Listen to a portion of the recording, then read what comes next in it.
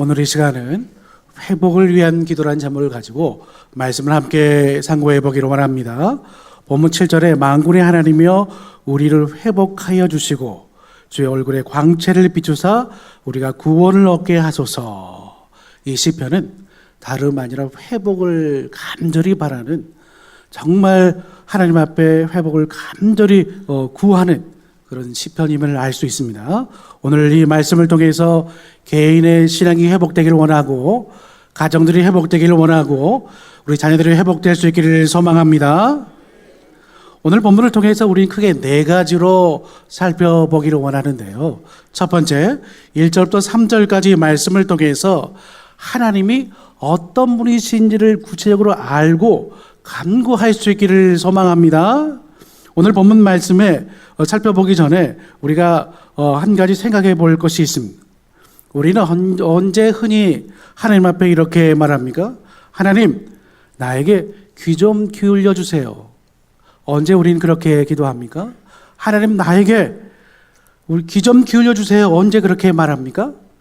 우리의 사정이 하나님께 숨겨진 것 같이 느껴질 때, 우리의 심정이 헤아림받지 못한 것처럼 느껴질 때 우리는 하나님 귀 좀 기울여 주세요. 그렇게 기도합니다.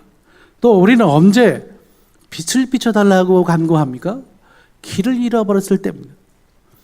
안개가 짙은 안개가 꼈을 때 운전을 하면은 한 치 앞도 내다 보이지 않습니다. 아무리 도로가 잘 닦여 있어도 한 치 앞도 내다 보이지 않기 때문에 두렵습니다. 이처럼 희망이나 길이 보이지 않을 때, 또 도움이 절실할 때 우리는 빛을 비춰달라고 말합니다. 오늘 그렇다면 이 시인은 어떤 상황에서 이런 말을 하고 있는지 한번 읽어보겠습니다. 1절 말씀 제가 낭독 올립니다. 요셉을 양떼같이 인도하신 이 씨는 이스라엘의 목자여 귀를 기울이소서. 그룹 사이에 좌정을 하시니여 빛을 비추소서. 이 씨는 두 가지로 말합니다. 처음에는 뭐라고 말했습니까? 귀를 기울이소서. 또 끝에는 뭐라고 말했습니까? 빛을 비추소서. 우리는 이 두 문장만 들어도, 이 두 단어만 생각해도 지금 이 사람의 상황이 어떠한지를 유추해 볼 수 있습니다. 사랑하는 주안의 성도 여러분, 이 시편 기자는 정말 하나님 앞에서 자신들의 상황이 암담하고 암울하고 절망적이었습니다. 그래서 하나님 앞에서 하나님, 우리에게 귀 좀 기울여 주세요. 빛을 비춰주세요. 그렇게 말하고 있습니다. 사랑하는 주안의 성도 여러분, 오늘 5절과 6절을 보면은 5절에 이렇게 기록되어 있습니다. 주께서 그들에게 눈물의 양식을 먹이시며 많은 눈물을 마시게 하셨나이다. 여기 무슨 양식이라고 그랬습니까? 눈물의 양식입니다. 이 말은 무슨 말입니까?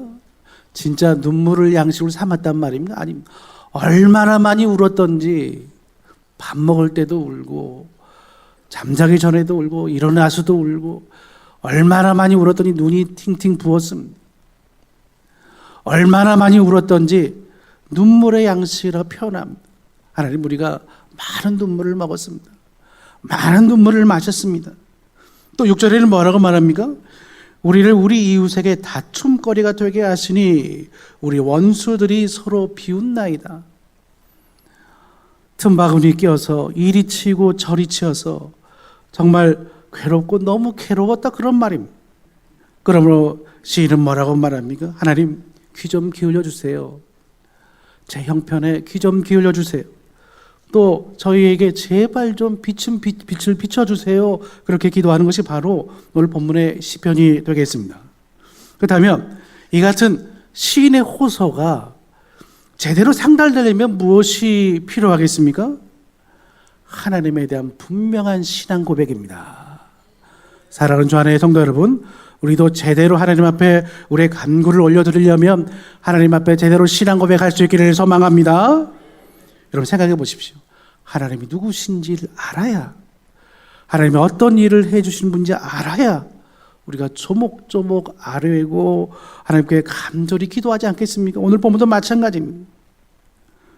먼저 이 시편 기자는 하나님을 어떤 분으로 고백합니까? 1절 상반절에 어떤 분으로 고백합니까? 요셉을 양떼같이 인도하시는 이 이스라엘의 목자여. 하나님을 누구로 고백했습니까? 이스라엘의 목자시다고 고백합니다. 여러분, 우리가 화재가 일어나고 긴급한 환자가 일어났을 때 당장 어디에 전화합니까? 119에 전화합니다. 따질 것도 없으면 무조건 119에 전화합니다. 범죄 사건, 강력 사건이 벌어지면 어디다 전화해야 됩니까? 112에 전화합니다. 고속도로에 가다 교통사고 났습니다. 어떻게 해야 됩니까? 물론 112로 전화도 하고 하지만 보험사도 전화해야 됩니다. 그렇다면 여러분 묻겠습니다. 신앙생활에 문제가 생겼을 때 어떻게 해야 됩니까? 누구한테 연락해야 됩니까? 하나님께 연락해야 됩니다. 지금 오늘 본문의 말씀 바로 그런 내용입니다. 하나님, 저희가 길을 잃었습니다. 길이 안 보입니다. 그러니까 목자 되신 하나님께서 우리 귀 좀 기울여 주세요. 바로 그렇게 기도하고 있는 장면입니다. 우리는 다른 데 연락을 생각하지 말고 다른 데 가서 하소연 하려고 하지 말고 우리 목자 대신 하나님께 부르짖을 수 있기를 소망합니다. 그렇다면 어떻게 이 시인은 하나님을 목자로 고백할 수 있었습니까? 자신들의 처지가 딱 그와 같기 때문입니다.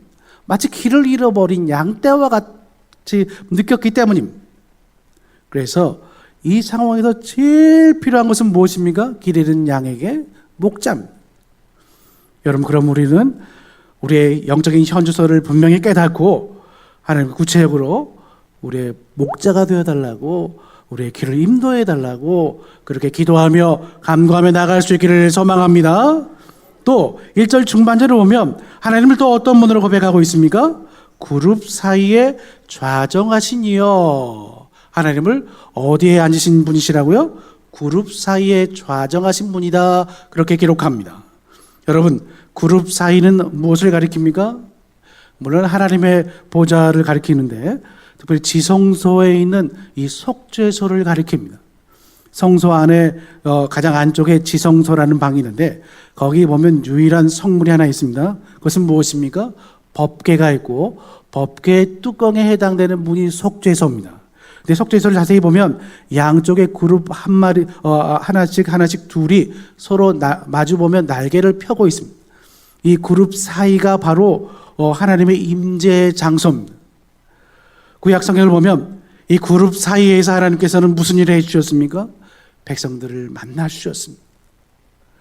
그룹 사이에서 또 무슨 일을 해주셨습니까? 말씀해 주셨습니다. 또 속죄소라는 명칭에서 우리는 뭘 유추해 볼 수 있습니까? 죄를 속하는 장소다, 그런 말입니다. 바로 이 그룹 사이에서 죄를 속해 주신 것입니다. 또 이 속죄소를 다른 말로 치운 좌라고 그럽니다. 은혜의 자리라고 그럽니다. 은혜를 어디서 베풉니까? 이 그룹 사이에서 베푸십니다. 그러므로 하나님, 그룹 사이에 좌정하신 하나님이여. 하나님, 우리에게 지금 은혜가 필요합니다. 하나님의 도움이 간절히 필요합니다. 그런 의미로서 그룹 사이에 좌정하신 하나님이다. 그래 고백하고 있습니다. 그렇다면 근본적으로 오늘 본문에서는 시인은 이 그룹 사이에 좌정하신 이로 고백한 이유가 무엇입니까? 1절 하반절에 빛을 얻기 위함입니다. 그룹 사이에 좌정하신 이여 빛을 비추소서. 거두절미하고 하나님, 빛이 필요합니다.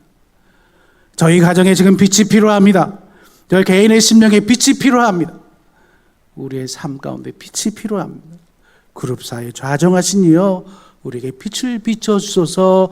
그렇게 고백하고 있다는 사실을 주목해 보기를 원합니다. 그렇다면 이 빛은 무슨 빛을 의미합니까? 한마디로 말해서 구원의 빛입니다. 오늘 이 같은 구원의 빛이 오늘 우리 가운데 비춰지기를 소망합니다. 그런데 이 빛이 오늘 본문 시편 80절에 계속 등장합니다. 3절에 보십시오. 하나님이여 우리를 돌이키시고 무슨 빛으로요? 주의 얼굴빛을 비추사 우리가 구원을 얻게 하소서. 하나님, 주의 얼굴빛을 비춰주시옵소서. 7절도 보십시오. 7절에 만군의 하나님이여 우리를 회복하여 주시고 주의 얼굴에 광채를 비추사 우리가 구원을 얻게 하소서. 주의 얼굴에 광채를 비춰달라고 말하는 마지막 절 19절도 보십시오. 만군의 하나님 여호와여 우리를 돌이켜주시고 주의 얼굴에 광채를 우리에게 비추소서. 우리가 구원을 얻으리이다. 빛을 비춰주시면 방탕 따라오는 말이 무슨 말입니까? 구원을 얻는다, 그런 말입니다. 사랑하는 주 안의 성도 여러분, 하나님의 빛이 비춰질 때 하나님의 얼굴빛이 비춰질 때 구원을 얻는다는 사실을 깨닫기를 소망합니다. 그러면 오늘 또 주의 얼굴빛을 얻고자 주의 거룩한 전전 앞에 나와 있음. 우리 모든 사람 한 분 한 분도 빠짐없이 하나님의 얼굴빛을 경험하고 이 빛으로 말미암아 밝은 광명 가운데로 나아갈 수 있기를 소망합니다. 두 번째, 오늘 본문 4절부터 7절까지 말씀을 통해서 하나님께서 오래 참지 않으심을 확신하면서 인내로 기도할 수 있기를 원합니다. 오늘 본문 말씀을 보십시오. 오늘 본문 말씀 4절입니다. 우리 함께 읽어보겠습니다. 시작. 만군의 하나님 여호와여, 주의 백성의 기도에 대하여 어느 때까지 노하시리까? 자, 여러분 이 말씀을 잠깐 살펴보기 전에 이스라엘 백성 상황을 조금 더 살펴보고 이 말씀 살펴보기를 원하는데요. 당시 이스라엘 백성들의 상황을 두 가지로 크게 정리해 보자면, 아까도 읽었지만 5절에 이 사람들은 눈물의 양식으로 이미 배가 불러 있는 상태였습니다. 하도 많이 울어서, 밤낮으로 울어서 이 눈물 양식으로 배가 부른 상태였습니다.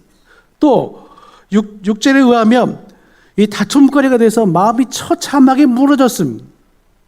왜 그들은 이렇게 눈물 양식으로 배부를 수밖에 없었고 또 그들의 마음이 처참하게 무너질 수밖에 없었습니까? 그들의 죄 때문입니다. 그들의 죄로 말미암아 하나님의 진노가 임했기 때문입니다. 오늘 4절 말씀의 끝에 뭐라고 말합니까? 어느 때까지 노하시리까? 이 모든 상황이 무엇 때문입니까? 그들의 범죄로 말미암아 하나님이 그들에게 노하셨기 때문에 이 같은 상황이 그들에게 펼쳐졌다는 사실을 언급하고 고백하고 있는 것입니다. 그런데 여러분 주목해 볼 점은 4절을 자세히 보십시오. 무엇에 대해서 노하신다 시편 기자는 그렇게 분명히 말하고 있습니까? 주의 백성의 기도에 대하여. 여러분 이 부분을 주목해 보시기 바랍니다. 주의 백성의 기도에 대하여 어느 때까지 노하시리까? 우리가 자세히 보지 않으면 그냥 하나님이 노하셨겠지 끝나버리고 지나갈 텐데, 오늘 말씀을 자세히 보니까 세상에 여기 놀라운 비밀이 숨겨져 있는 것입니다. 지금 하나님은 무엇에 대해서 노하고 계십니까? 백성의 기도에 대해서 노하고 계셨습니다. 자, 그렇다면 이 말은 무슨 말입니까? 하나님이 기도하시는 걸 싫어하신단 말입니까? 아닙니다. 우리가 기도하는 걸 누구보다도 원하십니다. 그렇다면 본문의 말씀은 어떻게 봐야 됩니까? 그들이 범죄했기 때문에 범죄한 자기 백성들에게 진노하셔서 일시적으로 한시적으로 그들의 기도에 대해서 응답지 않고 계신다, 바로 그런 말씀인 줄 깨닫기를 소망합니다. 우리가 기도하기를 원하시는데 우리가 범죄했기 때문에, 하나님 마음 아프게 했기 때문에 일시적으로 우리의 기도에 대해서 응답을 멈추고 계신다, 바로 그런 말씀입니다. 근데 중요한 것은 일시적이란 말입니다. 중요한 것은 한시적이란 말입니다. 자, 그렇다면 이 말은 무슨 말입니까? 언젠가는 우리의 기도에 대해서 응답하기 시작하신다는 말씀입니다. 아멘입니까? 시인은 그것을 깨달았습니다. 오늘 본문 말씀 그냥 읽어보면 하나님이 노하셨구나 끝나는데, 시인은 물러서지 않습니다. 언젠가는, 지금은 하나님이 우리의 기도에 대해서 응답을 안고 계시지만은 언젠가는 반드시 우리의 기도에 응답하실 것을 믿기에 계속해서 간구하고 있는 것이 바로 5절 이하의 내용이 되겠습니다. 사랑하는 주 안의 성도 여러분, 시인은 이런 점을 잘 알았습니다. 그래서 어떤 자리에서 결코 물러서지 않았습니까? 기도의 자리에서 물러서지 않았습니다. 우리 주 안의 성도들도 다른 자리는 몰라도 기도의 자리에서 물러서지 않기를 소망합니다. 응답 받을 때까지, 하나님 우리의 기도에 응답하실 때까지 물러서지 말고 또 기도하고, 오늘 또 기도하고, 내일도 기도하고, 낮에도 기도하고, 밤에도 기도하고, 계속해서 기도할 수 있기를 원합니다. 언제까지요? 하나님이 우리의 기도에 응답하시기 시작하실 때까지. 사랑하는 주 안의 성도 여러분, 하나님은 분명 오래 참지 않으십니다. 뭐에 대해서요? 우리의 기도에 대해서 분명 오래 참지 않으십니다. 하나님은 지금이라도 들어주고 싶은 마음이 간절하십니다. 그러나 기다리십니다. 하나님 아버지는 기다리고 계십니다. 가장 적절한 상황에 가장 적절한 방법으로 우리에게 최고의 선물을 주시고자, 최고의 응답을 주시고자 지금도 기다리고 있습니다. 사랑하는 주 안의 성도 여러분, 개인의 회복을 원하십니까? 가정의 회복을 원하십니까? 우리 교회 공동체의 회복을 원하십니까? 그렇다면 인내심을 가지고 하나님 우리 기도에 대해서 오래 참지 않으실 것을 확실하면서 끝까지 기도할 수 있기를 원합니다. 근데 안타까운 것은 많은 분들이 회복을 원하면서도 7절에 만군의 하나님이 우리를 회복하여 주시고 회복을 원하면서도 그렇게 말하면서도 좀처럼 인내하지 못함. 끝까지 기도하지 못함. 왜 그런 것입니까? 확신이 없기 때문에. 어떤 확신입니까? 하나님이 우리의 기도에 대해서 오래 참지 않으실 것이라는 확신이 없기 때문에 그렇게 인내로서 기도하지 못합니다. 저도 마찬가지. 우리 모두가 이번 기회를 통해서 확신을 가지고 끝까지 인내해서 기도하시다가 다 응답받을 수 있기를 소망합니다. 세 번째, 8절부터 15절까지 말씀을 통해서 하나님이 심고 붙들어 주시도록 하나님만 의지하면서 기도할 수 있기를 소망합니다. 오늘 8절부터 15절까지는 어떤 내용이 나옵니까? 이스라엘의 역사를 회고하는 장면이 나옵니다. 이스라엘이 언제 번영했고 언제 쇠락해 갔는지를 오늘 본문을 통해 간단하게 요약하고 있습니다. 오늘 시인은 그렇다면 언제 이스라엘이 번영했다 그렇게 말합니까? 언제입니까? 오늘 본문 말씀 보면 8절 9절 제가 읽어 올립니다. 주께서 한 포도나무를 애굽에서 가져다가 민족들을 쫓아내시고 그것을 심으셨나이다. 주께서 그 앞서 가꾸셨으므로 그 뿌리가 깊이 박혀서 땅에 가득하며 그 그늘이 산들을 가리고 그 가지는 하나님의 백향목 같으며 그 가지가 바다까지 뻗고 넝쿨이 강까지 미쳤거늘. 하나님이 심고 가꾸셨을 때 울창해졌고 뿌리가 깊이 박히고 사방을 향해서 뻗어갔다 그렇게 분명히 말합니다. 여러분 일단 묻겠습니다. 이스라엘은 언제 번영했습니까? 하나님께서 심고 가꾸실 때입니다. 그렇다면 언제 그들은 쇠락해져 갔습니까? 12절 13절 이렇게 말합니다. 주께서 어찌하여 그 담을 허시사 길을 지나가는 모든 이들이 그것을 따게 하셨나이까? 숲속의 멧돼지들이 상해하며 들짐승들이 먹나이다. 언제 쇠락했습니까? 그들의 범죄로 말미암아 하나님께서 그 보호하심을 거두셨을 때입니다. 그들을 두르고 있는 울타리 담당을 거두셨을 때 그들은 쇠락해 갔다 그렇게 말합니다. 여러분 우리 이스라엘만 그러겠습니까? 우리의 가정도 마찬가지고 우리 개인의 인생도 마찬가지입니다. 하나님이 심고 가꾸시면 우리가 뿌리가 깊이 박히고 우리가 울창해질 수 있지만 하나님의 그 보호하심을 거두신다면 우리는 곤두박질칠 수밖에 없고 우리는 쇠락해 갈 수밖에 없습니다. 우리 이 같은 다 알고 있는 내용이지만 이 분명한 이 사실을 깨닫고 이 말씀에 근거해서 하나님께 나아갈 수 있기를 소망합니다. 그렇다면 시인은 결론적으로 이스라엘 백성이 뭐와 같다 그렇게 말합니까? 15절 말씀에 주의 오른손으로 심으신 줄기요 주를 위하여 힘있게 하신 가지니이다. 여러분 줄기와 가지라고 말하는데 그 앞에 수식어들을 보십시오. 그냥 줄기가 아니고 누가 심으신 줄기입니까? 하나님이 주의 오른손으로 심으신 줄기다 그렇게 말합니다. 근데 또 가지, 그냥 가지가 아니고 누가 힘있게 하신 가지입니까? 하나님께서 주께서 주를 위하여 힘있게 하신 가지입니다. 이스라엘 백성들이 딱 그와 같다 그런 말입니다. 그렇다면 여러분 이 말을 뒤집어 보십시오. 이 줄기나 가지가 지가 힘이 있어서 빳빳하게 서 있는 게 아니고 지가 능력이 있어서 수분을 빨아들여서 울창해져 가는 게 아니고 누가 심으시고 누가 힘있게 했기 때문에 세워졌고 풍성했다 그런 말입니까? 하나님께서 심으시고 하나님께서 힘있게 하셨기 때문에 그가 울창하고 뿌리가 깊이 박힐 수 있었다 그런 말입니다. 우리도 마찬가지입니다. 우리 개인의 역량으로는 감당할 수가 없습니다. 우리 개인의 힘으로는 헤쳐나갈 수가 없습니다. 하나님께서 심으시길 원합니다. 하나님께서 힘있게 하시길 원합니다.